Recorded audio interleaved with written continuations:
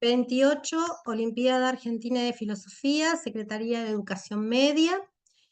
El tema de este año es deconstrucción versus reconstrucción de la educación en el siglo XXI. Hoy nos reunimos para tener la conferencia de la doctora Narbona. El tema de la conferencia es una nueva educación para la liberación de la vida, hacia una interpretación metafísica de la fuente como origen de la dignidad. Será presentada por la doctora Narbona, Isabel Guerra Narbona, quien es doctora en filosofía en la Universidad Nacional de Sevilla, postdoctorando en la Universidad Nacional Autónoma de México y también es discípula del doctor Enrique Dussel. Bienvenida, doctora Isabel Guerra Narbona, y muchas gracias por estar con nosotros hoy. Le Bueno, damos la palabra. muchísimas gracias. Desde aquí ahora me encuentro en India, pero quiero agradecer pues, al equipo, a la organización de las Olimpiadas que me ha invitado para estar con vosotros. Así que os mando un agradecimiento, un abrazo a Laura Chamarri, a Sergio Lobosco, al director Marcelo Lobosco y a todo el equipo que ha hecho posible que hoy esté aquí junto a vosotros. Es para mí una alegría y la verdad que me siento muy agradecida. Bueno, sin más preámbulos, voy a empezar a hablar un poco, voy a empezar con mi conferencia, que como bien dice nuestra querida Laura, pues trata el tema de la educación, ¿no? Un tema bastante importante y que a día de hoy se podría pensar como un antídoto para mejorar aquellas cuestiones pues, de las sociedades, ¿no? Bueno, voy a empezar mi discurso. Bueno, vivimos una crisis global desquiciante porque la vida, en muchos aspectos, no se respeta. Por ello, hoy está cobrando mucha importancia el término de ecofilosofía, una disciplina que desarrolló el filósofo y psicólogo francés Félix Guattari. Esta corriente busca desde la sabiduría encontrar soluciones a los daños ecológicos derivados de un sistema humano en continua crisis. Y lo hace desde la reflexión crítica de los patrones culturales y de comportamiento del ser humano moderno, por su falta de sensibilidad y de responsabilidad. Para eso es necesario cuestionar no solo nuestros majestuosos edificios y estructuras legítimas de poder, sino también nuestra educación.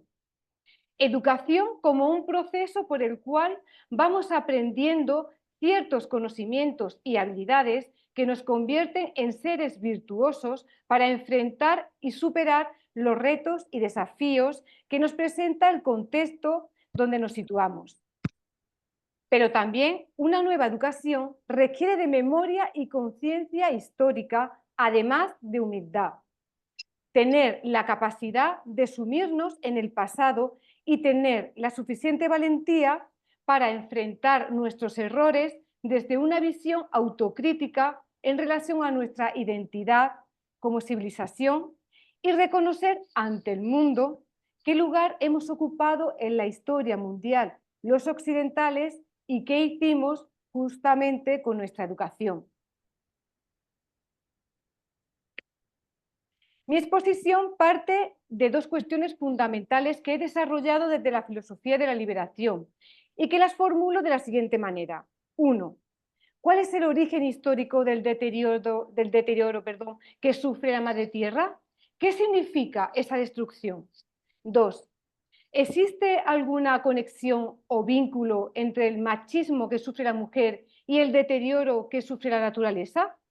¿En qué sentido la superación de una de estas dos opresiones podría también dar lugar a la superación de la otra opresión y transformar así nuestro mundo? En cualquier caso, ¿sería posible una transformación de nuestro sistema mundo desde una nueva educación? ¿Qué tipo de educación sería esta? Vamos a empezar con el primer punto, que he titulado El origen del deterioro de la naturaleza. En relación a la primera cuestión que abordo, es necesario tener en cuenta el concepto de desmitificación de la vida, un término que había trabajado hace unos años para analizar el origen del daño que la civilización moderna está ocasionando a la naturaleza, como son la desaparición de especies vegetales y animales y la contaminación del aire y del agua. Rescataré algunas de las ideas centrales que fui desarrollando durante mi investigación para articularlas a las cuestiones concretas de esta conferencia. Cuando en 2017 reflexionaba sobre los factores humanos que nos han llevado a esta situación de desastres ecológicos, llegué a la conclusión, gracias al marco categorial de la filosofía de la liberación, de que su origen tiene que ver con un tipo de subjetividad que se había impuesto al resto de subjetividades, de que una característica esencial era una falta de amor a la vida y de que esta falta de amor a la vida se materializó en un sistema político, cultural, educativo, económico, social y tecnológico que fue surgiendo y desarrollándose a lo largo de la modernidad y que llega hasta nuestros días. Entonces, comprendo la desmitificación de la vida como un proceso histórico que tiene que ver con el desarrollo de un tipo de subjetividad que ha desmitificado o desacralizado la vida y que ha interpretado al cosmos y a sus seres en claves de dominación, de conflicto. Para comprender su fundamento debemos primero analizar los momentos constitutivos de la subjetividad occidental. La forma de ser de nuestra civilización, nuestra subjetividad moderna, se ha ido construyendo paso a paso, lentamente, conforme el europeo iba ganando terreno, conquistando territorios, afianzando su poder e influencia en el mundo. Para ello debemos retrotraernos en el tiempo, hace algo más de 500 años, cuando los europeos aún eran insignificantes cultural y tecnológicamente. En este sentido, el poder hegemónico estaba en el Indostán, en China. Europa vivía acomplejada, arrinconada, pero a partir de 1492 tuvo lugar un acontecimiento que cambiaría para siempre el destino de Europa y del mundo. Fue un proceso complejo, que todavía está abierto, que sigue en construcción. Podemos diferenciar entonces varios momentos esenciales y constitutivos en el desarrollo y consolidación de la subjetividad moderna dominadora. La primera está comprendida por la voluntad de poder y tiene que ver con la actitud violenta con la que llegamos los europeos a las tierras americanas y con el tipo de poder que fuimos imponiendo hasta la actualidad. En la filosofía de la liberación podemos encontrar muchas referencias sobre esta actitud dominadora moderna. Tal vez sea la primera manifestación de nuestra subjetividad eurocéntrica. En uno de sus textos, Dussel había expresado, abro cita, en nombre de esas leyes, cumpliendo valiosamente esas virtudes y con el fin de cumplir dicho proyecto de dominación mundial, salió el hombre europeo con Colón y sus carabelas del insigne puerto de Palos, en Andalucía, en 1492. Cumpliendo las leyes, Francis Drake, pirata de profesión, asesino de débiles, mestizo y violador de mujeres, asoló las costas latinoamericanas y recibió por premio el poder asegurar sus robos en los bancos de Londres y recibir el honor de ser un sir de su británica majestad. He ahí la grandeza y la acumulación primera del capitalismo, que ahora nos oprime. Su origen fue el oro de los indios y las carnes de los esclavos negros. Cierro cita. Desde la voluntad de poder, la modernidad emprendió su largo recorrido histórico derramando la sangre del otro.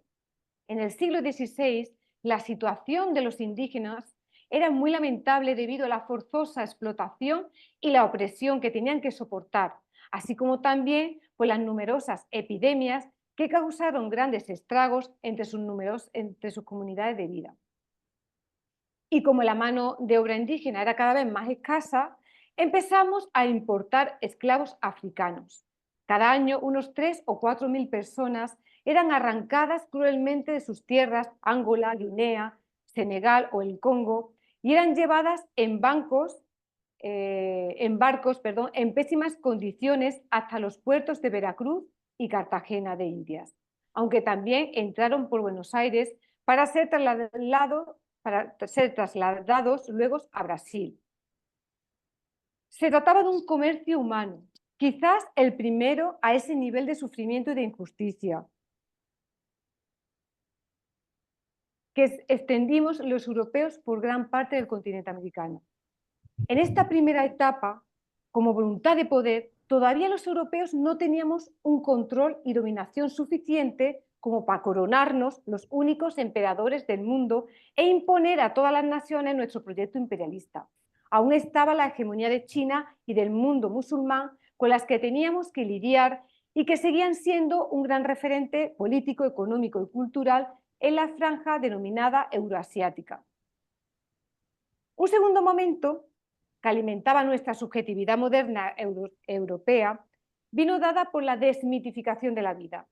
Con nuestra voluntad de poder, que manifestábamos desde una actitud verdaderamente violenta con el otro, fuimos adquiriendo una nueva forma de percibir toda la realidad. Esta forma de percibir la realidad era muy diferente a la de nuestros antepasados o a la de las demás culturas, porque para todas estas la naturaleza era una entidad que tenía el don de la vida y era considerada sagrada. Pero nosotros empezamos a desmitificar el cosmos y la naturaleza, la convertimos en objetos de dominación, tal y como hicimos con los indios de Amerindia. Seguramente nuestra voluntad de poder hizo que interpretáramos la realidad en claves de dominación. Aprendimos a observar los cielos como nuevos espacios a los que conquistar y de algún modo, al haber desacralizado la naturaleza, habíamos transformado nuestra forma de concebir la vida y de relacionarnos con ella. La mecanizamos instrumentalmente como si fuera una cosa que podíamos controlar sin ningún problema de índole ético. Y esto dio lugar a toda una revolución que tiempo después un filósofo llamado Alexandre Koyré había llamado revolución científica. Por eso, la revolución científica fue mucho más que un cambio de paradigma del conocimiento. Supuso una transformación radical en la forma de percibir la realidad, el hombre y la vida, que tendría consecuencias terribles en los ámbitos de la política, de la economía, de la cultura, la religión, la tecnología, etc. De hecho, destacamos dos pensadores modernos que estaban preparando a Europa para que ésta alcanzara el viejo sueño de convertirse en una hegemonía inmortal, endiosada. Ambos pensadores compartieron el mismo proyecto imperial y creyeron que el conocimiento les daría el poder necesario para transformar la realidad en la que se encontraban inmersos. Para ellos, la vida había dejado de ser sagrada, era una entidad mecánica que se podía manipular para el beneficio de la humanidad, o más bien para el beneficio de Europa. Por un lado, René Descartes había concebido la materia únicamente como extensión y precisamente por eso mismo podía explicar el comportamiento del corazón de la misma manera que podía hablar de cualquier cuerpo físico artificial, pues para él todos ellos están sujetos a las mismas leyes mecánicas.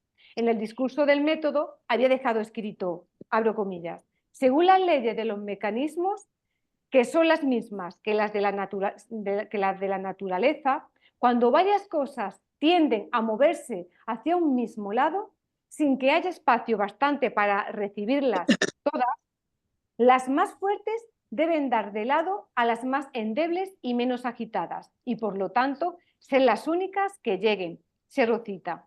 Curiosamente, pareciera que las mismas leyes de la mecánica, que muy sutilmente habían descrito a los cuerpos vivos como máquinas, describirían también la naturaleza mecánica desvitalizada de la sociedad moderna en la que vivimos, haciéndonos recordar al mismo tiempo aquel inocente darwinismo que terminó tiempo después por condenar al sufrimiento a más de las 3/4 partes de la humanidad en cuanto fueron consideradas endebles y como tales podían desaparecer de la faz de la tierra sin que supusiera por ello algún remordimiento para los fuertes. Por otro lado, rescatamos la figura de Francis Bacon, aparentemente había sido un hombre comprometido con el Estado de su país, un reconocido y prometedor jurista que jugó un papel clave como Lord Canciller en el reinado de Jacobo I. Y sin embargo, había caído en la tentación corrupta del poder. Ahora bien, este comprometido político había dedicado gran parte de su vida a la vanidad de querer transformar el destino de la humanidad y de hecho se había ejercido a fondo en este difícil propósito para que la historia fuera testigo de un auténtico progreso que hiciera de la mediocridad del hombre un atajo para que éste alcanzara finalmente el glorioso triunfo que tanto se creía merecer. Para eso había diseñado con cierta preocupación y paciencia un complejo programa de reforma del saber y del conocimiento. Con esta actitud fue muy similar a Descartes, solo que quizás su soberbia y ambición por poseer la verdad y con ella en la mano el ser capaz de transformar la realidad humana habían llegado mucho más lejos.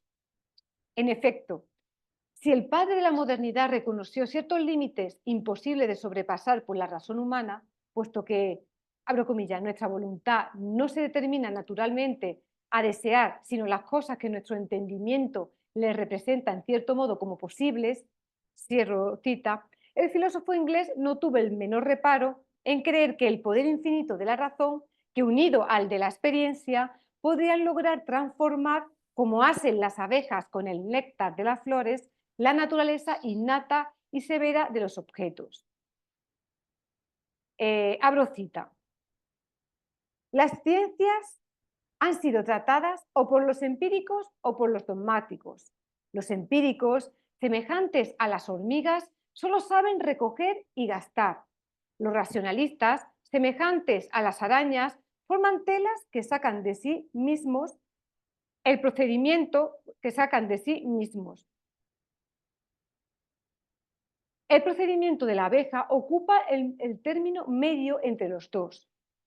La abeja recoge sus materiales en las flores de los jardines y de los campos, pero los transforma y los destila por una virtud que le es propia.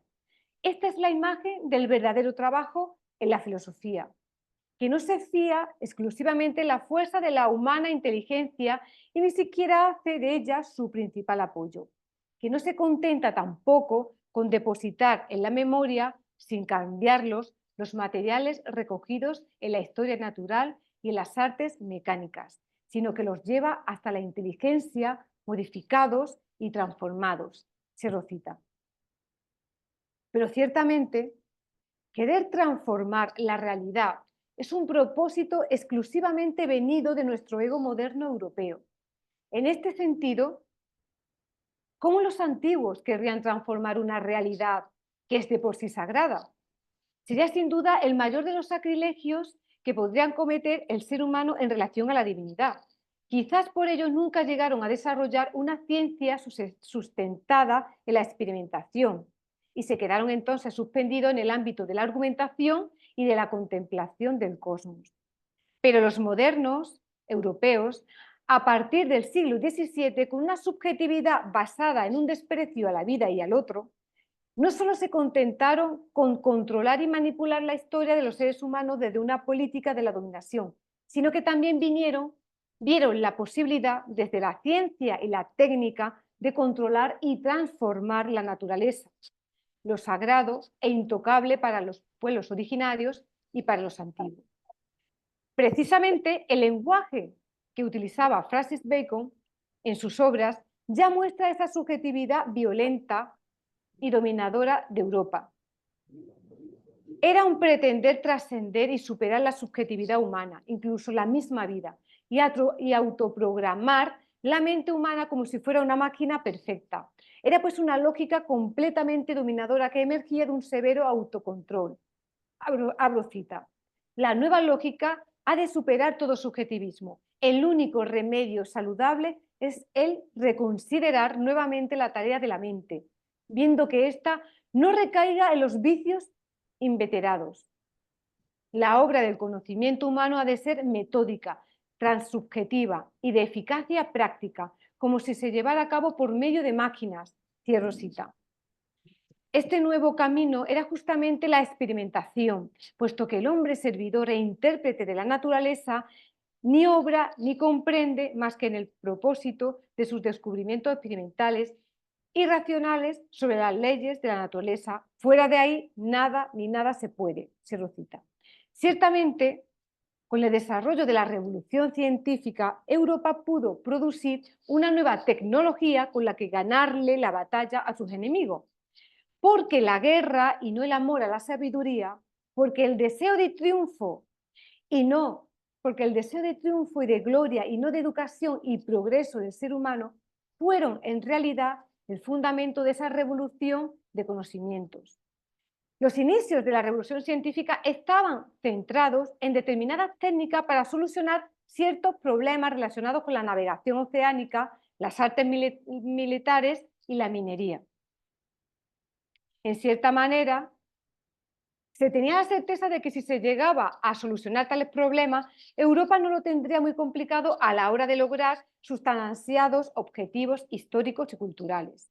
El estudio de la filosofía natural y de la matemática se fueron apoyando en la técnica y la mecánica para lograr así un progreso y avance en la eficacia de la estrategia y en el empleo de la artillería en la guerra. Como bien expresa Paulo Rossi en su obra Los filósofos y las máquinas, la geografía y la astronomía se enseñaban en función de la navegación y la medicina se fue desarrollando principalmente para medicar y socorrer a los heridos en la guerra. No era de extrañar entonces que William Gilbert fuera un gran conquistador y al mismo tiempo escribiera determinadas obras científicas como fue De Magnificisque Corporibus, está en latín. Y el marinero inglés Robert Norman, que después de haberse pasado media vida surcando mares, escribirá acerca del magnetismo y de la declinación de la aguja magnética. Son hombres que han obrado a favor de la gloria imperial de Inglaterra desde su ego dominador. Entonces, con la desmitificación de la vida, los europeos fuimos construyendo la imagen del mundo. Era un mundo mecanizado, estructurado según la razón instrumental europea. Nos encontramos en un momento clave para entender la historia mundial, porque Europa ya empezaba a mostrar claros indicios del poder que durante más de 2 siglos había acumulado violentamente. Y con la nueva tecnología desarrollada desde una racionalidad mecanicista, se produjo en Inglaterra la Revolución Industrial. La máquina, que en el siglo XVII se había convertido en un modelo para explicar el cosmos y lo vivo, se reencarnó físicamente para llegar a conquistar un nuevo espacio, la fábrica y el obrero. Sin embargo, había primero que desacralizar, desmitificar a la naturaleza para después explotarla sin remordimiento bajo la ética burguesa y moderna que antepone, sin cuestionarlo siquiera, la libertad absoluta del mercado y la riqueza desmesurada del capitalista al desarrollo y dignidad de la vida. En esta tercera etapa, en la configuración de la subjetividad moderna tiene lugar la mistificación del capital. Se trata de la construcción de la sociedad moderna, neoliberal, consumista e individualista. A partir de esta, se llega a sacrificar a comunidades de vida ancestrales en nombre del capital, de un artificio histórico generado por la dominación y que se afirma rotundamente por encima de la vida, humillándola, cosificándola y explotándola. Se ha construido entonces un nuevo mundo en nombre del capital y esa voluntad de poder y desmitificación de la vida se han sistematizado en un nuevo comportamiento humano que ya ha empezado a globalizarse, el individualismo y el egoísmo occidental. En el siguiente fragmento de la política de la liberación podemos analizar un ejemplo de estos 3 momentos constitutivo de la subjetividad moderna que acabo de anunciar. Abro cita. La cosificación del otro permite que las aristocracias manejen a los pueblos como pluralidad, multitud, lupen, animales con logos, pero no hombres, como ya enseñara el clásico Aristóteles acerca de los esclavos en Grecia. El rostro del campesino expulsado del campo empobrecido, suplicante, es negado como el rostro de alguien y es interpretado como un asalariado más subsidio realmente, materialmente, como un accesorio consciente maquínico. La máquina, el robot, el rostro material del capital ha hecho del rostro del hombre un instrumento de sí mismo. Cierro cita. El primero tiene que ver con la voluntad de poder de esas aristocracias que pretenden dominar a los pueblos desde un despliegue del poder como dominación. El segundo, la desmitificación de la vida, está relacionada con el hecho de que esa voluntad de poder conciba al pueblo, al otro, al oprimido, como una máquina, un accesorio consciente maquínico, como dice Dussel. Esto ocurre cuando esa voluntad ha desmitificado la vida del obrero, la ha desacralizado. En tercer lugar, esa voluntad de poder que ha desmitificado la vida ha sustituido el amor a la vida por una adoración al capital. Lo ha mistificado. Mistificación que se ha hecho sistemática desde nuestra sociedad moderna. Estas son justamente las tres características propias de nuestra subjetividad moderna y occidental.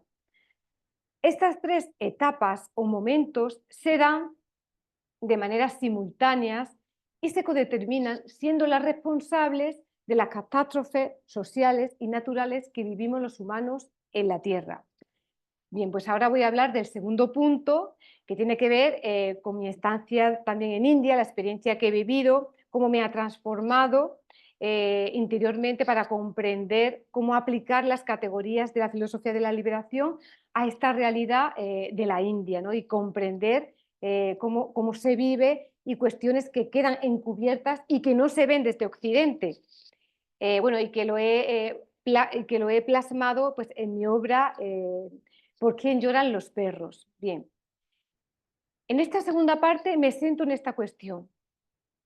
¿No es quizá el deterioro que sufre la naturaleza un reflejo de ese desprecio machista que padece la mujer, la fuente y madre de la humanidad? Porque en el fondo, el daño que se le hace a la tierra podemos considerarlo también un acto machista derivado de un sistema mundial machista que no ha asumido lo femenino como fuente de la dignidad.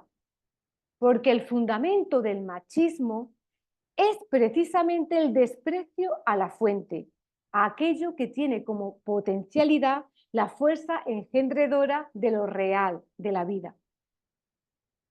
Esta problemática la desarrollé hace poco tiempo en India, cuando me encontré cara a cara con la mujer pobre, rural, analfabeta y dominada, no solo por los hombres de su cotidianidad, como su padre, hermano, marido, cuñado o suegro, sino también por un sistema de casta que refleja una subjetividad muy similar a la del hombre conquistador europeo.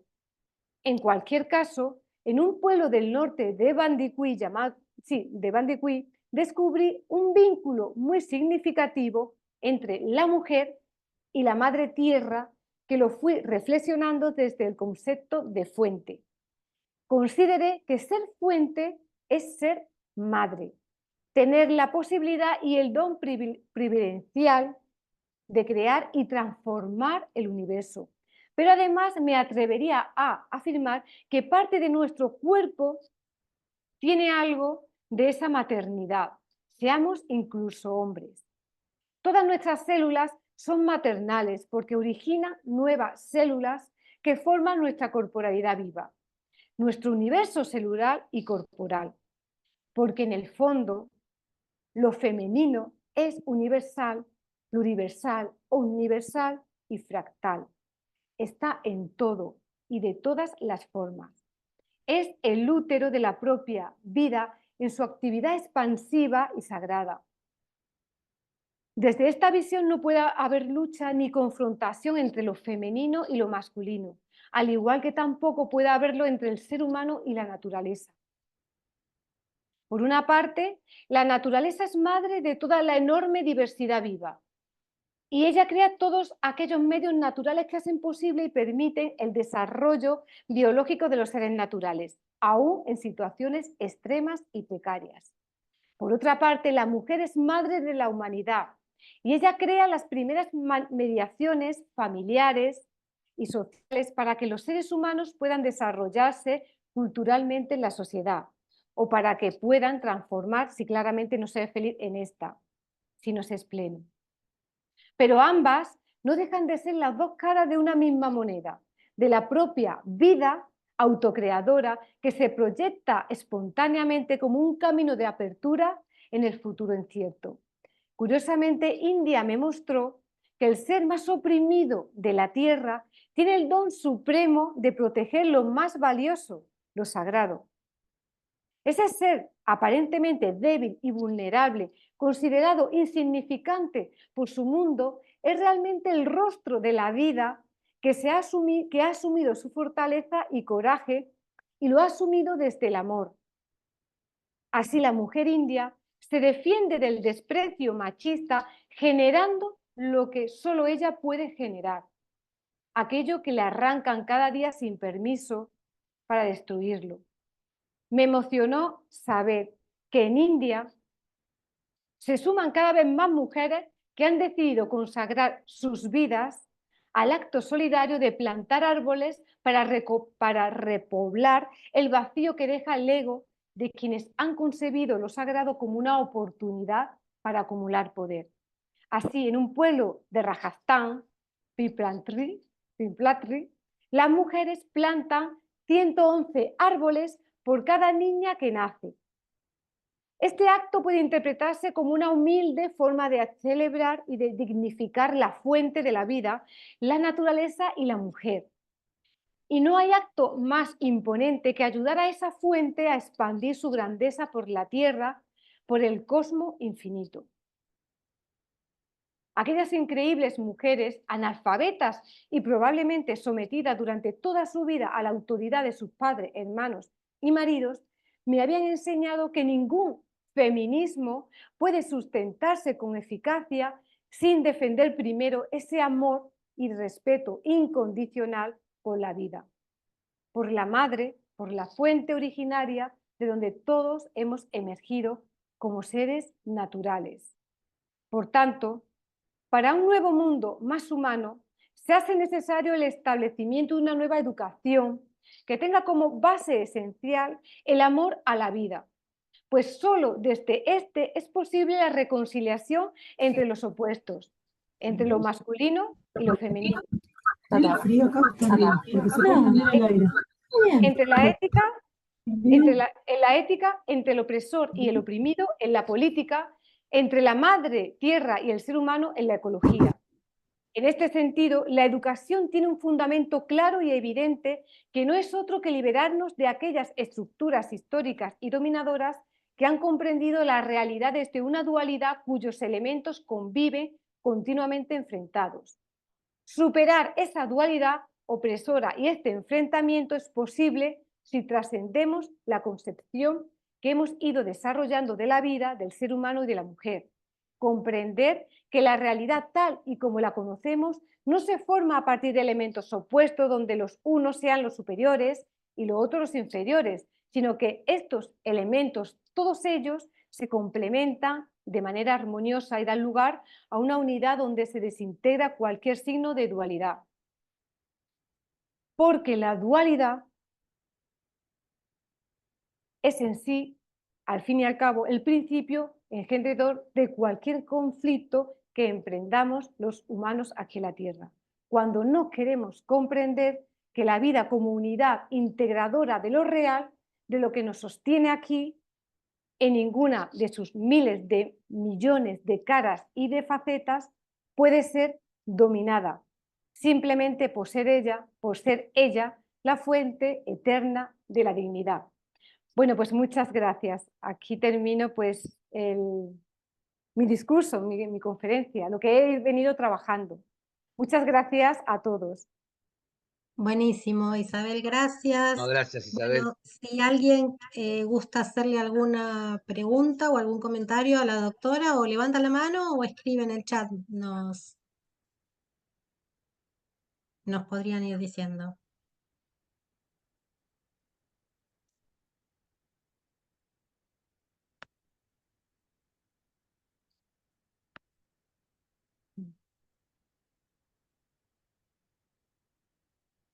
Acá dicen Isabel, muchas gracias, muy interesante.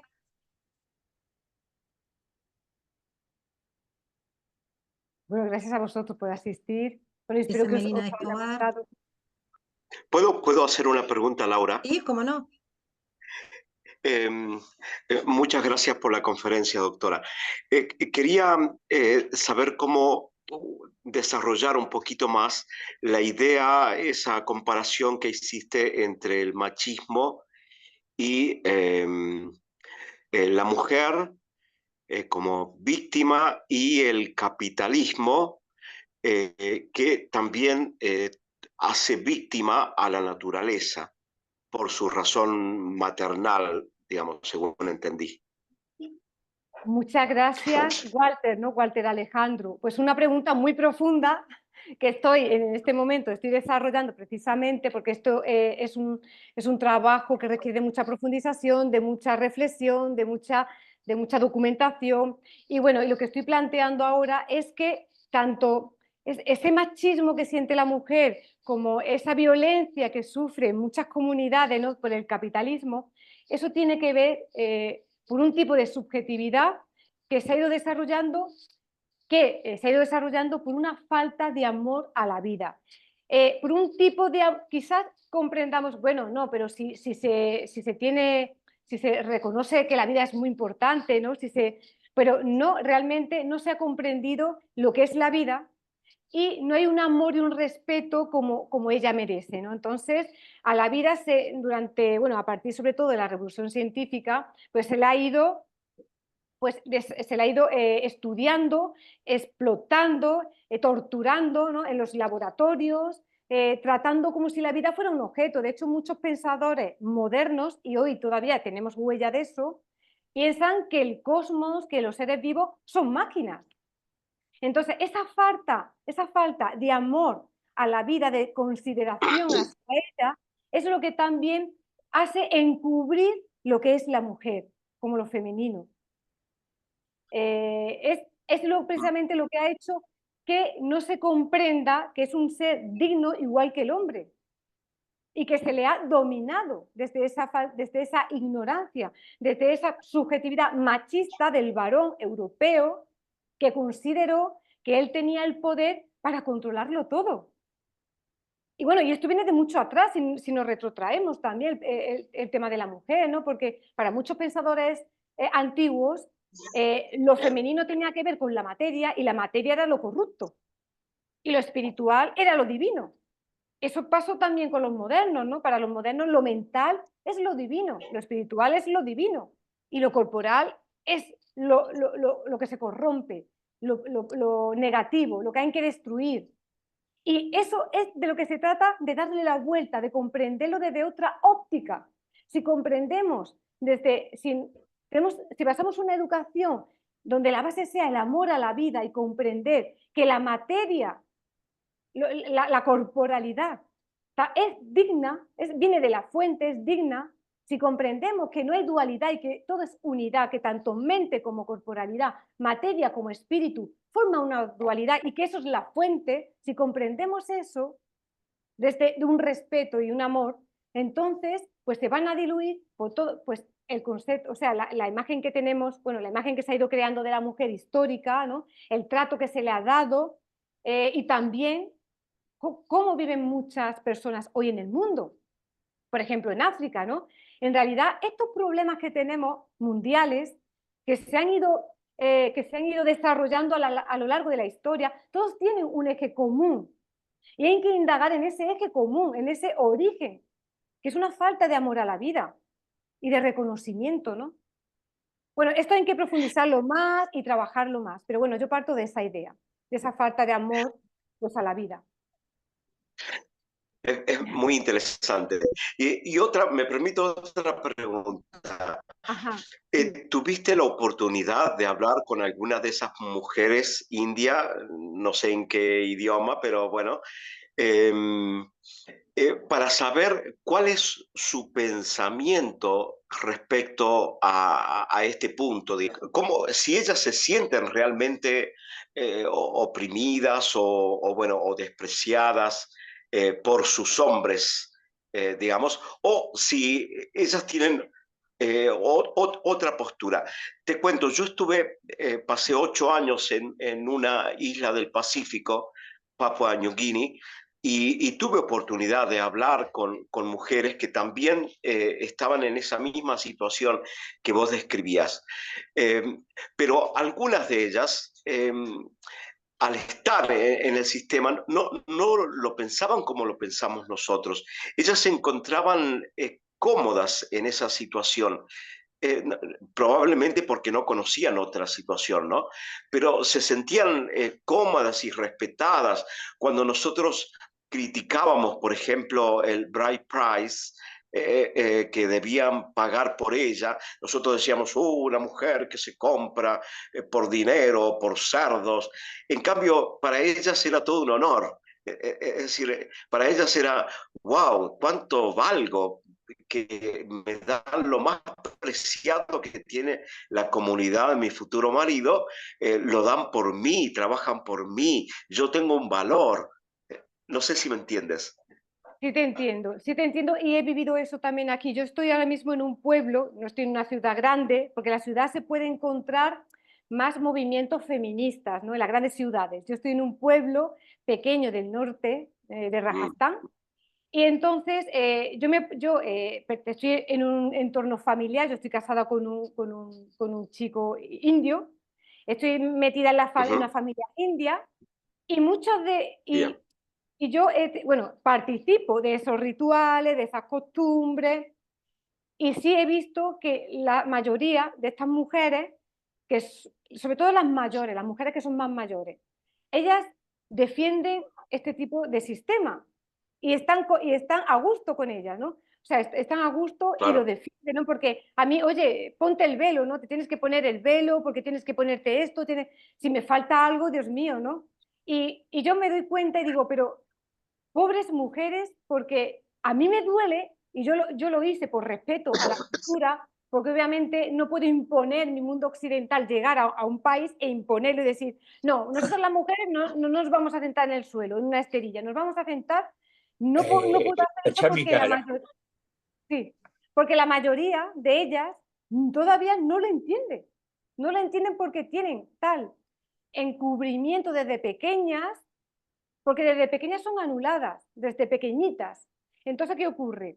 Que no lo ven, o sea, no ven lo que yo veo, porque yo puedo ver, wow, es posible que en un mismo lugar donde hay una celebración familiar, las mujeres estén arrinconadas en el suelo, mujeres de 80 años, embarazadas de 9 meses, tiradas en el suelo durante horas, y los hombres sentados en sus mesas, hablando de temas actuales, hablando de cultura, riéndose, y las mujeres sirvientas de ellos todo el tiempo. ¿Qué clase de celebración es esta? Obviamente, yo comprendí que cuesta un trabajo, ¿no? Que el hecho de darse cuenta de salir de esa ignorancia, de falta de derecho, es un proceso histórico y depende mucho del momento histórico donde uno se encuentre. Todos hemos pasado también por ese camino, también en España hemos transitado ese camino. Entonces, quizás en India y en otros países más tradicionales ese camino sea más largo, pero sí estoy viendo que también hay un porcentaje de mujeres, que sobre todo son más jóvenes, que empiezan a dar su opinión y a darse cuenta de que esto no está bien, de que esto porque es así, empiezan a cuestionar. Y sí he podido hablar con ellas. Y en muchas ciudades pues están creando comunidades de mujeres que están empezando a reivindicar el papel y el reconocimiento de la niña, de la mujer, plantando árboles. Entonces hay una conexión muy bonita entre la madre tierra y lo femenino y la mujer. O sea, hay un vínculo y se da en muchos lugares de India. Y cuando van a celebrar algo, hay un reconocimiento al árbol como... Y yo he empezado a entender, digo, claro, es que el árbol es una figura, es un ser que está anclado en la tierra, que no puede moverse. Ellas están ancladas también en su sociedad, por el sistema de casta y por el sistema machista. Entonces, ese reconocimiento que ella hace gracias a plantar árboles es como, vale, vamos a plantar vida, ¿no? Y el árbol representa eso, está quieto, no puede moverse, sus raíces están ancladas en la tierra, igual que las raíces de la mujer están ancladas en la sociedad. Entonces, sí hay un despertar de las mujeres desde un feminismo diferente al occidental, que estoy viendo que desde la propia vida, desde la naturaleza, los árboles, Pero también hay una parte de la sociedad donde la mujer tradicional que está en los pueblos le cuesta dar ese paso por miedo a ver su mundo caer. Perdón, acá Université ¿Mm? de Lo está levantando la mano. Ajá. Hola, ¿qué tal? Daniel. Bueno, sí, pues muchas felicidades, doctora Isabel Guerra Narbona, como siempre, muy pertinente, muy atinado los temas que usted comparte. Saludos a todos y a todas desde Francia, Université de Lo y la Terre Occitanie. Bien, dentro de esta crisis civilizatoria de la cual nos hablaba, doctora, eh, recordando un poco Noel Wallerstein, sobre su reflexión de que estamos asistiendo a una nueva modelo de civilización y que la que estamos terminando de vivir se está agotando. ¿Usted qué salidas puede considerar, además de la India, que es muy importante, sino a nivel planetario, porque hoy el pensamiento es universal y planetario, porque la crisis es internacional, es mundial, que los ejes transversales, la política, la religión, la educación, de la cual es su tema, me gustaría que nos compartiera dos salidas básicas mínimas a partir de la educación para poder reactualizarnos y ser ese puente para la nueva civilización de la cual con esperanza Profesor, ¿puede prender la imagen? Así lo vemos. Con todo gusto, sí. Gracias, muy amable. Como veo que en general está así, yo me adapto a la mayoría que tiene cerrado. A lo mejor es hábito o costumbre, ¿verdad? Trabajar con las cámaras cerradas, por eso lo hice de igual manera. Bien, entonces, ya estoy terminando, diciendo que qué posibles salidas nos puede compartir para hacer ese puente de la nueva civilización, o sea, que es muy compleja, pero yo sé que usted nos puede compartir algunas reflexiones de salidas, retomando a Enrique Dussel, a Cruz, a los pensadores que usted maneja muy bien. Pues en primer lugar, muchísimas gracias por este comentario que hace Daniel Solís. Me parece muy pertinente y bueno, una pregunta también bastante compleja, que requiere también de una profundización.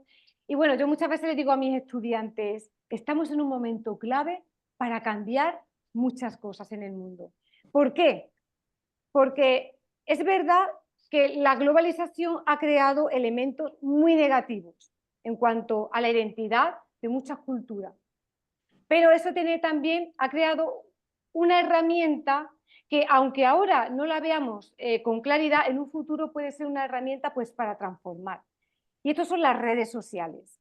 El hecho de que hoy estemos aquí personas de diferentes puntos del mundo, en este encuentro, el encuentro con el otro, ¿no? La posibilidad de encontrarnos con personas de diferentes puntos de vista, de diferentes percepciones del mundo, y creando un diálogo de respeto, se puede llegar pues, a crear una comunidad que de alguna manera haga contrapeso a los poderes hegemónicos que hoy se dan, que son los que realmente han movido hasta ahora el rumbo histórico, ¿no? Entonces, yo siempre digo a mis estudiantes, ojo, ojo, porque estas redes sociales que se están creando, así como de distracción, de entretenimiento, en el fondo pueden guardar una gran herramienta porque pueden conectarnos a personas que estamos en diferentes partes del mundo, que podemos interactuar desde un encuentro intercultural, ¿no? La interculturalidad, ¿no? Pero claro, desde el respeto. O sea, sin imposiciones, ¿no? Yo quiero saber qué piensas sobre esto, ¿no? ¿Y tú qué piensas sobre esto? ¿Vale? ¿Y cómo arreglarías esto, ¿no? ¿Y qué opciones tienes? Porque obviamente hay muchos pueblos en el mundo que tienen soluciones viables para muchas cuestiones, sobre todo ecológicas. Y gracias a lo mejor a la interacción entre todos, crear una comunidad democrática, civil, de los ciudadanos del mundo, ¿no? Salir un poco de nuestra localidad, de ciudadanos locales de nuestra parcela, y convertirnos en ciudadanos globales que de alguna manera esta conexión nos va a despertar la visión crítica.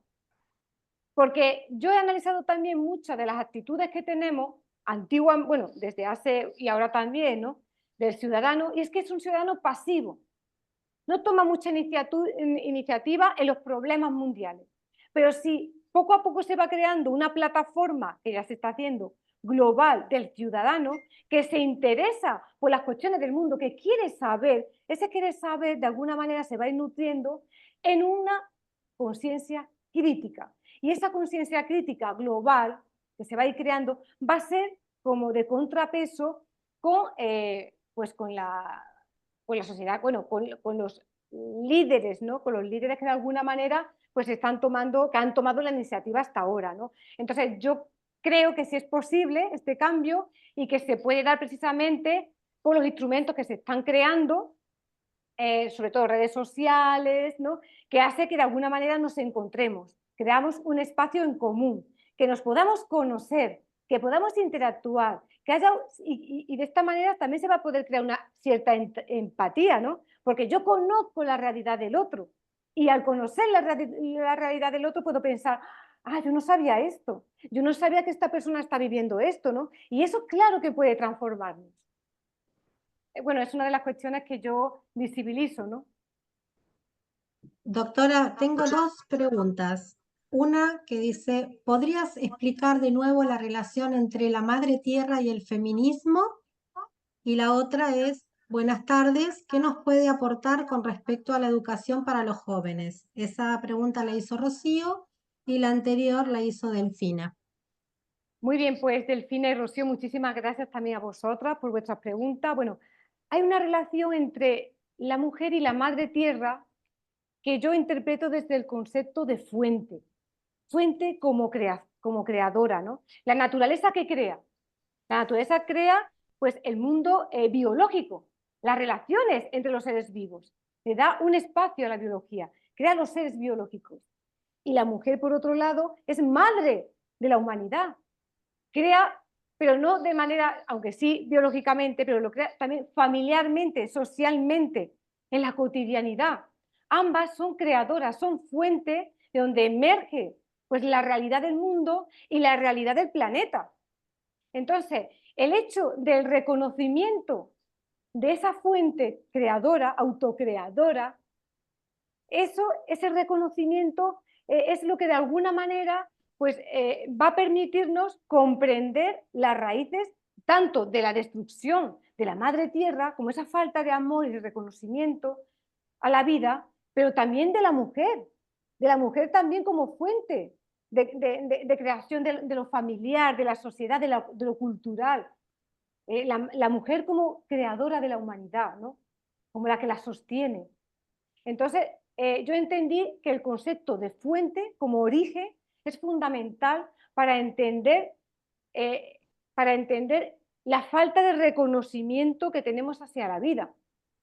Si reconocemos esa fuente de donde todos venimos, si comprendemos el valor, la dignidad de esa fuente, ¿cómo no vamos a reconocer el valor y la dignidad de la mujer y de la vida en sí y de los seres humanos?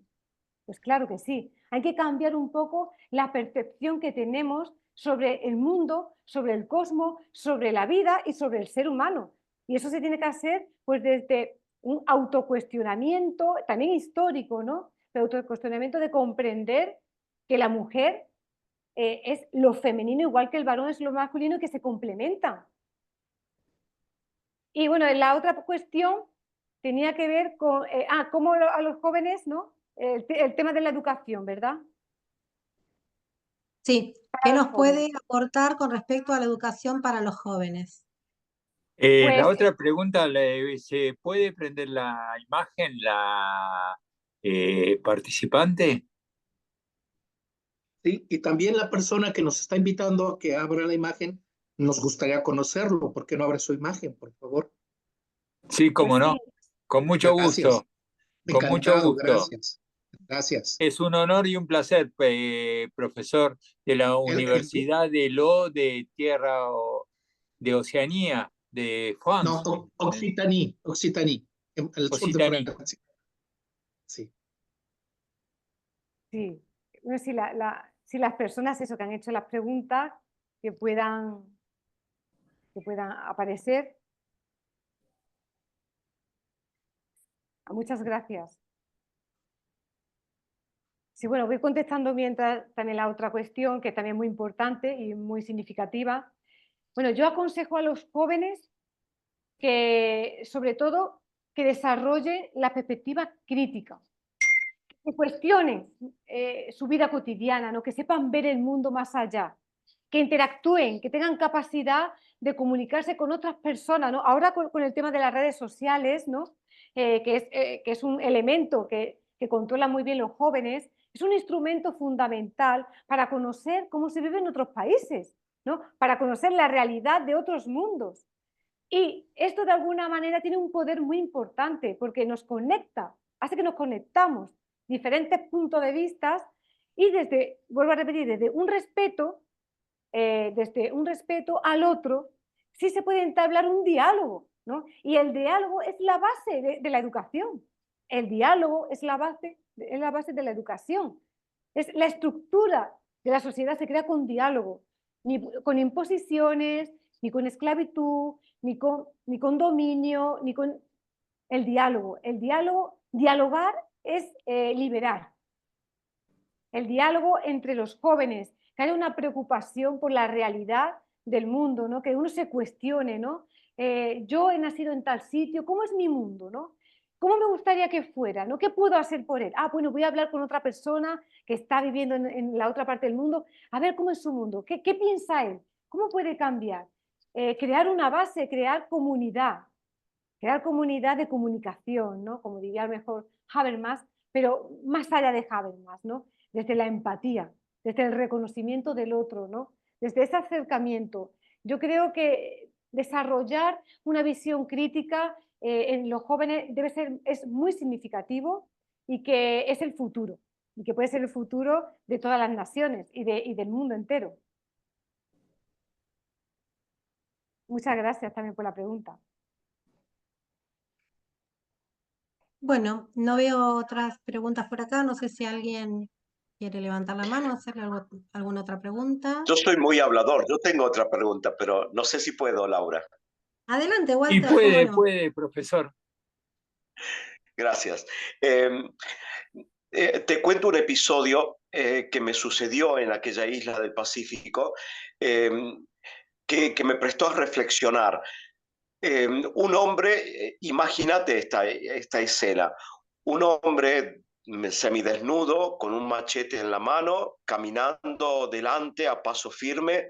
Detrás de él, una mujer también semidesnuda, pero con dos niños en los brazos, un bolso que colgaba de su frente, en donde tenía papas, tomates, choclos y una bolsa muy pesada hecha por ella, caminando descalza, y de la mano o al lado de ella traía unos 3 chicos más. Uno ve esa escena y yo lo encontré al hombre y le dije, ¿por qué no lo ayudas? ¿Por qué vas adelante solamente con el machete y no ayudas a tu mujer que viene detrás cargada y atendiendo a los niños? Y él me dijo, bueno, la verdad que no sé, pero antes teníamos que caminar por lugares muy peligrosos y el hombre siempre tenía que ir así, primero y armado para defender a su familia, a su esposa, a sus hijos. Si él también le ayudara a cargar cosas, entonces morirían todos de frente a alguna bestia salvaje o algún enemigo. Entonces, nosotros somos así, vivimos así. Y por eso nuestras mujeres quedan en la casa cuando nosotros salimos, pero no porque las despreciamos, al contrario, porque las protegemos, porque lo más sagrado que tenemos nosotros, que es la vida, y que viene de una mujer, la tenemos que proteger y no exponerla al mundo, no exponerla a los trabajos pesados, no exponerla a la lucha, a la guerra, sino que al contrario, depende de eso nuestra descendencia. Me decía, yo lo pongo en palabras un poco más elegantes, pero esa era la idea. Eh, ¿qué me dices de esa visión tan distinta a la nuestra? Yo lo juzgué mal y de acuerdo a su cultura es muy lógico lo que estaban diciendo. Es muy lógico y muy bello, ¿no? Porque sí, es que el problema de los occidentales es cuando nos encontramos con una situación diferente a la nuestra, siempre pensamos mal. Siempre nos vamos, ¿verdad? Pues qué machista, pues por cómo consciente eso. Y me parece que, o sea, que esa explicación es muy racional, se entiende. O sea, se entiende esa preocupación para que a ella no le ocurra nada. El hecho de ir delante, porque podía haber ido detrás, ¿no? Tan tranquilo él, no con su machete, y ya cargando, pero eso es muy significativo. Yo pienso que debemos abrirnos, aunque nos cueste, porque el machismo tiene otro tipo de connotaciones, más allá de eso. O sea, el machismo es utilizar a la mujer como un instrumento, ¿no? Sin ser reconocido como un ser de dignidad. Se pueden hablar de muchas formas de ese tipo de discriminación a la mujer. La que tú cuentas es un respeto desde otro mundo distinto al nuestro. El occidental a lo mejor no lo habría hecho. El occidental diría, bueno, pues que venga la guerra, no tan bien, que no pasa nada. Pero ahí hay un respeto y es otro mundo distinto. No podemos juzgar un mundo con los anteojos del mundo occidental porque podemos equivocarnos. ¿Por qué? Porque nosotros tenemos muchas cuestiones que quitar de nuestra sociedad como para andar criticando a comunidades que históricamente lo han hecho así porque tienen una razón que se fundamenta en un sentimiento de respeto. O sea, en este caso que tú cuentas, pues mi admiración por esa persona que reconoce la dignidad, ¿no?, de la mujer y el cuidado que merece, ¿no? Porque en una sociedad donde cada uno tiene su función y la mujer tiene que cuidar de la prole y tiene que cuidar de los niños, pobre mujer, si encima tiene que ir a la guerra, ¿no? O pobre mujer si tiene que cargar un machete, ¿no?, encima, ¿no? Entonces, son sociedades que viven desde otra manera, es otro cosmos, otra forma de vivir distinta, no podemos juzgarla. Ahora, ver a las mujeres cómo se las maltrata desde pequeña, eso sí, o sea, eso hay que analizarlo, ¿no? Porque yo en India puedo decir que aquí sí hay un machismo por el hecho de que vemos a chicas de 30 años que se le echan 60 años. Y yo cuando vine aquí y vi ese dije, ah, pero ¿qué pasa? Tienes 60 años, o sea, tienes 30 años, si yo le echaba 60, ¿cómo es posible esto? Yo me puse a pensar un día, otro día y dije, ahora entiendo. O sea, la vida que ellas llevan no es una vida de dignidad. Y cuando una mujer o un ser humano no tiene dignidad en su vida, eso se manifiesta físicamente también. O sea, se manifiesta. Y hay muchas formas de manifestación de que un ser humano no vive de manera digna. Entonces, este caso que tú cuentas me parece muy significativo, muy bello, y yo lo entiendo perfectamente. Bien. Perfecto. Muchas gracias, muchas gracias. Gracias. No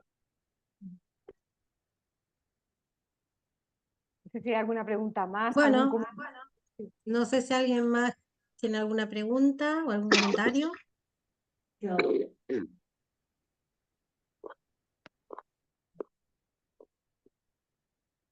Acá dice, muchas gracias doctora por lo brindado, lo dice Laura. Todo muy valioso. La relación entre la madre tierra y la mujer es inspiradora. Ambas dan vida y amor. Muchas gracias. Ajá, muchas gracias por el comentario.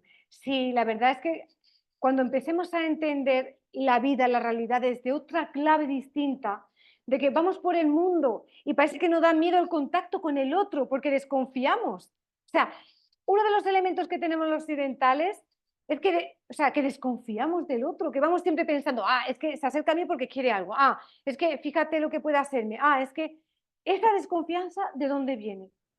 Pues viene pues de una falta de reconocimiento a la humanidad, al mundo, a la vida en sí también, ¿no? Entonces, cuando empecemos a cambiar la forma de percibir la realidad, la vida, el cosmos, cuando nos desprogramemos de todo este racionalismo mecanicista que se fue desarrollando a lo largo de la modernidad, con Descartes, ¿no? Entre otros, cuando comprendamos que la realidad es de otra manera, que se puede sentir y vivir la realidad de otra manera y que se puede construir de otra manera, entonces nos plantearemos muchas cuestiones también, ¿no? Para poder transformarla. Sí. Doctora Narbona, yo le quiero hacer una pregunta, habla el doctor Lobosco.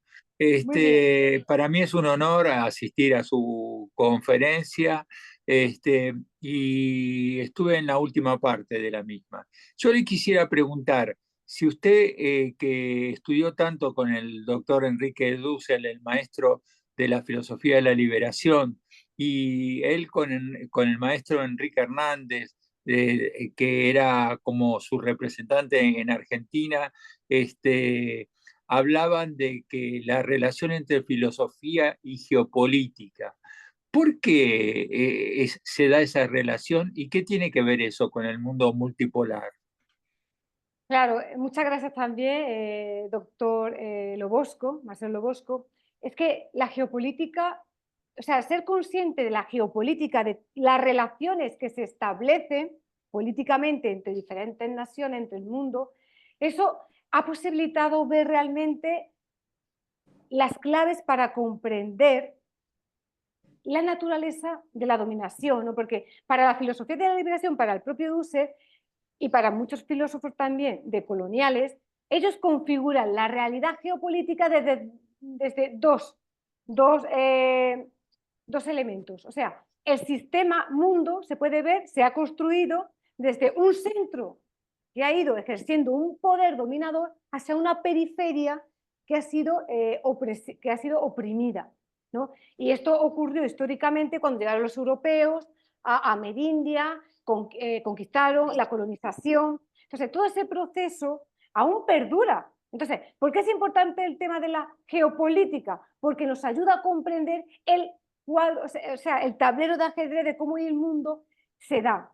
De que hoy el mundo, esas dos elementos se siguen dando con el neocolonialismo, de otra manera, pero se siguen dando. Y es una relación de opresión, de dominación, de una élite que históricamente se ha impuesto pues, a una serie de pueblos, ¿no? De naciones, y las ha dominado.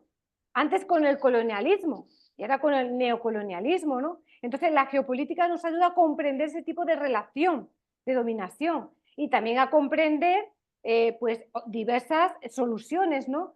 Desde la interculturalidad, desde el diálogo, o sea, desde el diálogo intercultural, que va más allá, ¿no? de lo local y nos abre a la posibilidad del encuentro con el otro. Entonces, la geopolítica sí es un elemento esencial en la filosofía de la liberación, porque precisamente ser consciente de lo que significa hoy en día la geopolítica nos ayuda a comprender históricamente cómo se fueron desarrollando ese sistema mundo, esa bipolaridad entre una fuerza dominadora y una oprimida. Bueno, que todos sabemos que es América, África y Asia, ¿no? Que históricamente, pues... Sí. No. Siga, doctora. Sí, y precisamente una idea que quiero destacar aquí es que precisamente el concepto de vida y de amor a la vida es la base de la filosofía de la liberación. Y yo me di cuenta de eso cuando empecé a leer Ética de la liberación en la edad de la globalización y de la exclusión. El amor a la vida, es que empieza así.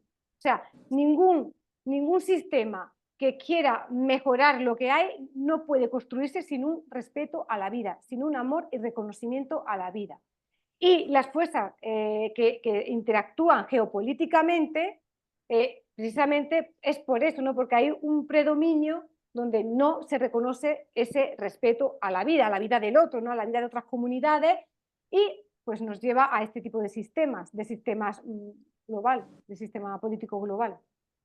Esto llevaría a los 3 ejes que trabajamos este año en la Olimpiada, en las 28 Olimpiadas, al eje ético, porque es un problema ético, al eje político, porque es un problema de la filosofía política, y al eje ecofilosófico, es decir, la destrucción, la destrucción del planeta. ¿No es así? Exactamente, exactamente, y aparte es que los tres están condicionados, interconectados. Son tres cuestiones que parecen que pertenecen a campos aislados, diferentes, pero tienen el mismo origen, la misma raíz, que vuelvo a repetir, es otro que el desarrollo de una subjetividad europea, moderna, colonialista, que ha impuesto su mundo a los otros modos de vida, ¿no? Y eso pues ha tenido como resultado pues estos problemas que tenemos, tanto éticos como políticos, como ecológicos. Pero los tres están interconectados, los tres ejes están interconectados, se conectan. ¿Y cuáles son las implicancias de su charla con relación al tema de la educación? De que ética implica que emancipación implica liberación. Exactamente. De alguna manera, mirar más allá, construir una educación diferente donde esa educación pues, pueda liberarnos, ¿no? Pueda liberarnos de muchos prejuicios, pueda liberarnos de muchas formas de actuar, de reformar muchas instituciones que de alguna manera no se hace porque se han implantado y han quedado obsoletas, ¿no? Pero una nueva educación significaría un nuevo diálogo, un diálogo democrático entre, bueno, porque es que no se puede negar que hoy en día vivimos en una sociedad intercultural, de conexiones, ¿no? Por las redes sociales y demás, ¿no? Entonces, una educación que tenga presente esa conexión que se está dando, que hace 30 o 40 años era imposible, y que con esa conexión que nos estemos brindando los unos a los otros, comprendiendo cada realidad en la que cada uno vive, participando, también desde la empatía, ¿no? Desde el reconocimiento del otro, pues eso se podría construir una nueva educación, una educación global, mundial, internacional, que de alguna manera se responsabilice de cuestiones que a todos nos atañen, porque ya no nos atañe lo local solamente, ahora lo que ocurre en tal sitio también me puede afectar, porque estamos conectados, porque nos damos cuenta del sufrimiento y del dolor del otro, porque nos damos cuenta que en tal sitio está ocurriendo tal cosa, ¿no? Y nos afecta, porque estamos interconectados de alguna manera, como se quiere hablar humanamente o espiritual, ¿no? Pero estamos interconectados y ya los problemas de cualquier región lejana nos afectan a todos. Entonces la educación debe ser una educación que se pueda construir desde lo global, desde lo internacional, desde la comunidad que estamos creando, desde las interconexiones que estamos creando desde diferentes lugares. Ajá. ¿Y por qué hay un experto de UNESCO que suele dar muchas conferencias en el mundo, y en Argentina tenemos la suerte de contar con él, el doctor Manuel Bernales Alvarado, que dice que en estos momentos se gasta más en la industria armamentista que en la industria educativa, en la educación? Exacto, es así y es deprimente y nos deja ver pues una de las lamentables, ¿no? de lo lamentable de nuestra propia subjetividad occidental, que gasta más dinero, tiempo en armas, que eso significa destrucción, ¿no? Destrucción de personas, destrucción de niños, de pueblos, en vez de involucrarnos en cómo ayudar, por ejemplo, al desarrollo en África, a otras partes del mundo, porque lo que no se puede consentir, bueno, desde mi punto de vista, ¿no? Desde un punto de vista crítico, y como yo le decía a mis estudiantes, es que estemos destinando millones de dólares en cómo ir al planeta tal o descubrir si hay tal cosa en tal galaxia, que es interesante. Pero no nos olvidemos que en África cada 5 segundos muere un niño de hambre. ¿Eso se ha olvidado?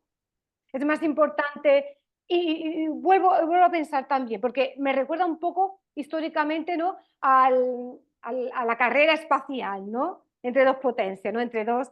Es que a veces parece eso, a veces parece que queremos salir al exterior para demostrar que nuestra nación es la más fuerte, la más preparada y que está, ¿no? Y se nos olvida que lo primero como Estado responsable, como ciudadanía responsable, como humanidad, está en ayudar a los que ni siquiera tienen para comer una sola vez al día, que es lamentable, o sea, que es muy lamentable si alguno de, bueno, me imagino que habréis visto muchos documentales, que es terrible, o sea, es el infierno.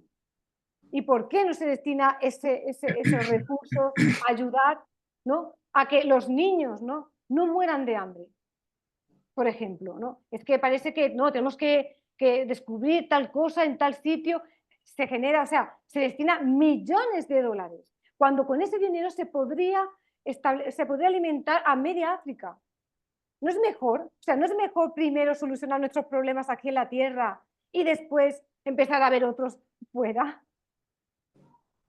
Y una pregunta final. El otro día, en una conferencia, el doctor Enrique Meller, que fue jurado en la Olimpiada anterior de filosofía, en la 27 años, nos dijo una vez Pacho O'Donnell que eran 270 años en Argentina, ¿no?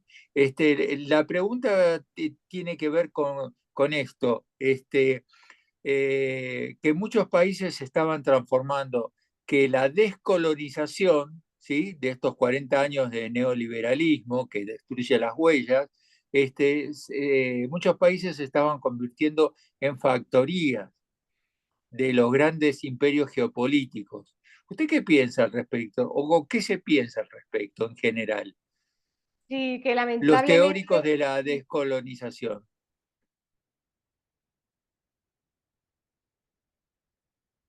estas Sí. naciones que la están utilizando,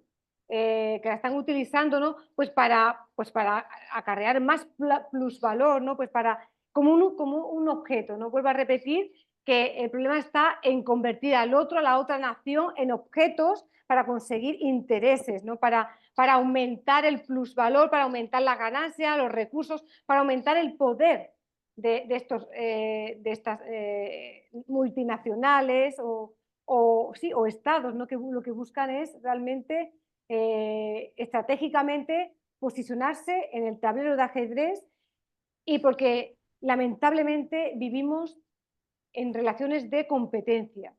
Es así. Todo es competencia. O sea, en este sistema que nos encontramos y que de alguna manera estos pensadores críticos de coloniales que critican pues este sistema neocolonial, de alguna manera sabe que el sistema que tenemos es un sistema depredador donde no hay un reconocimiento del otro, ¿no?, donde hay un saqueo, ¿no? Voy a convertir a este lugar como lo que has dicho, ¿no? Has utilizado una palabra, ¿puedes repetirla? ¿Factoría? Factoría, exactamente, en factorías, ¿no? Como si fuera bueno, sí, mi cuarto trastero donde sacar lo que yo necesito para aprovechar, ¿no? Para aprovechar eso y aumentar mi posicionamiento en el tablero del poder del mundo, ¿no? Porque es así, hay relaciones de competencia. ¿Y cuáles serían los conceptos, finalmente, los conceptos centrales de la filosofía de la liberación desde el punto de vista de la emancipación en la educación? El concepto central es la víctima, el otro. Ese es el concepto central. La exterioridad es otro concepto muy importante porque la exterioridad es como un espacio donde se sitúa el otro. La exterioridad es que el no reconocimiento de la dignidad del otro está exterior al sistema. ¿El sistema qué es lo que opera? Los que son iguales, los que somos iguales, lo que de alguna manera se reconoce, ¿no? El otro, la víctima, es lo que está fuera del sistema, en la exterioridad, es lo que no se reconoce, lo que no se contempla. Por eso el otro queda encubierto por la modernidad. Entonces, la víctima, la exterioridad, sobre todo la víctima, el otro, es el concepto fundamental, eje vertebral de toda la ética, filosofía y política y estética de la liberación. Ese es, si alguien me dijera, bueno, ¿cuál es la categoría más importante para la filosofía de la liberación y para Dussel? El otro. El otro que él rescata de Levinas, ¿no? Pero que le da una connotación más allá, que le da una connotación política, que le da una connotación ética, ¿no? Que lo concretiza, que le dice, vale, es que el otro es el que vive en tal lugar, ¿no? El que vive en pueblos que están viviendo miseria, ¿no? Que son lugares donde no se puede, no, donde no hay un desarrollo, ¿no? Como en otros lugares, ¿no? Entonces, es el otro, la víctima, es una categoría central, y en el tema de la educación también, ¿no? Porque el hecho de ser víctima, ¿qué ocurre? El hecho de ser víctima es que no tiene las mismas ventajas que tienen otros, ¿no? Para la educación, ¿no? Para formarse, ¿no? La víctima también puede ser analfabeta, puede ser pobre, analfabeta, de tal casta, y ese es el problema, ¿no? Su falta de reconocimiento de su dignidad como ser humano, ¿no? Por este tema de cuestionamientos. Ajá. Muchísimas gracias de mi parte. Para nosotros es un honor que usted esté acá. En esta conferencia, usted es una filósofa muy reconocida en Europa, Estados Unidos, México, en distintos países del mundo, ahora en países orientales como la India, Nepal. Es importante la traducción a la experiencia del otro Es para importante, usted. es importante porque muchas veces no llegamos a comprender al otro, y dice Dussel, hay que aceptar al otro como otro, porque cuando lo comprendemos, lo estamos asemejando con nosotros, de alguna manera. Entonces, comprender al otro como otro, aceptarlo como otro y quererlo como otro, es lo que realmente nos abriría a otro mundo mejor. La aceptación de que hay diferentes culturas, de que vivimos en un mundo pluriversal, con diversidad cultural, de que aceptar lo otro es aceptarnos a nosotros mismos. Eso es lo más importante. Y eso se consigue también gracias a la empatía, ¿no? Al aceptar que el otro tiene el mismo derecho que yo, ¿no? O sea, y que no hace falta transformar al otro lo mismo que yo, porque ese es otro problema que muchos filósofos europeos intentaron. Bueno, ¿cómo podemos ayudar a aquellas personas que se encuentran en una situación desfavorable, que no tienen oportunidades, que se encuentran en otros lugares del mundo? Ah, bueno, pues vamos a convertirlos como en europeos. No, ese es un problema, ahí no se soluciona nada. Volvemos al eurocentrismo. Lo importante es amar al otro, reconocer al otro como otro y mantener un diálogo intercultural que nos enriquezca a todos. Ajá, ajá.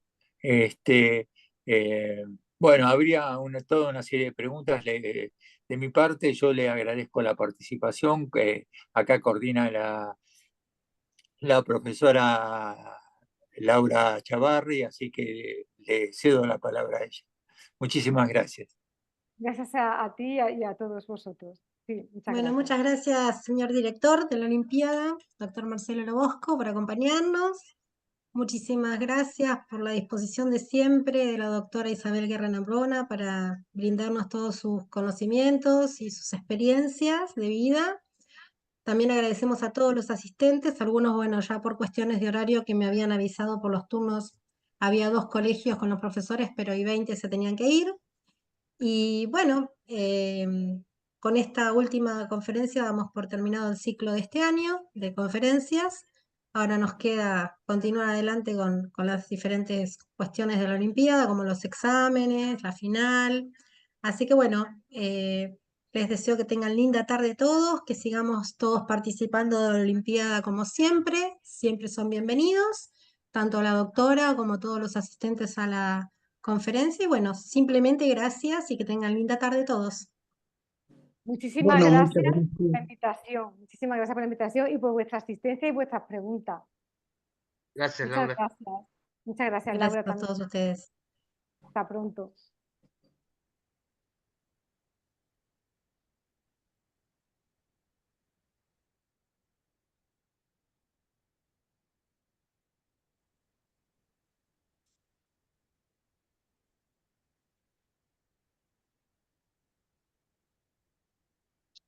Bueno, nos vemos, cierro, ¿eh?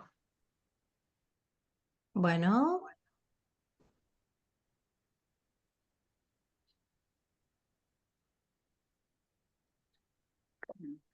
Totalmente me olvidé.